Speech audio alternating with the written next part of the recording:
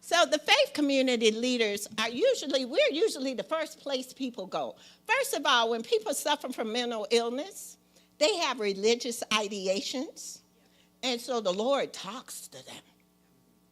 And so where do you go when you got these religious or ideations? You either start your own service on the sidewalk or you come to a place of worship. And so you got a captive audience. And so we then need to, because we're the first point of contact, we need to be ready to receive the harvest. And we need to be ready to provide professional help to the harvest. Is your church relevant? Does your members feel as, you know what, I can relate to what's going on at the church and it's applicable to my life? And it responds. Is your church responding to the needs within your local community? Before I go on, I want to just talk on that for a second. Outreach is not complicated.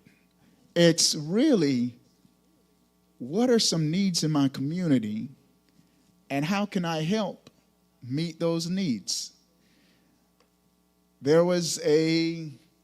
When I first arrived in West Palm Beach, gas prices were too high.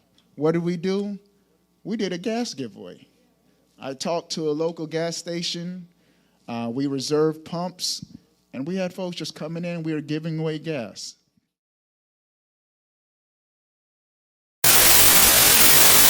To like an apple, a cup of cereal, okay, and a cup of water. If you cut an apple up, it'll fill the fist. The size of the fist will fill it. That is all you need to eat. This is all one needs in terms of a piece of protein, piece of meat, a piece of chicken, a piece of pork. Based on the size of your hand, that is the portion that you should be eating, okay? One does not need any more. One does not need any more than 3 to 4 ounces of protein.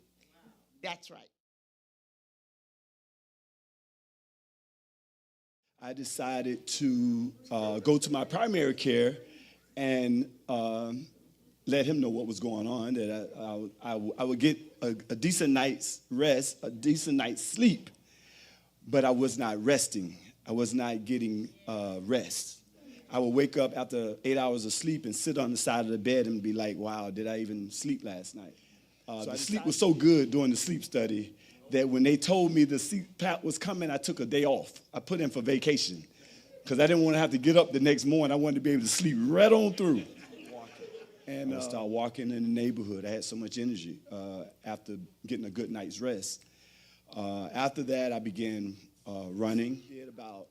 Now I probably did about 10 5Ks. I've done 4 half marathons, 13 miles, and about 3 triathlons. And that's only because I took the sleep study and I began to use the CPAP machine. I'm sure there's some.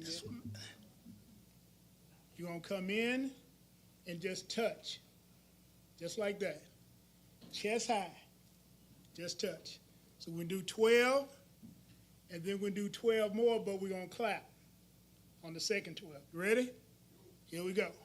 1, 2, 3, 4, 5, 6, 7, 8, 9, 10, 11, 12. Clap. 1, 2, 3.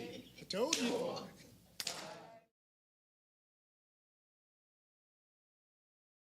So you cannot not give God his and expect him to continue to keep blessing you.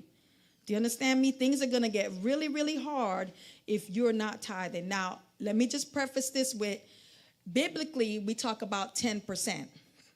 I want you to think about consistency and being disciplined. We're called to properly steward what God has given us.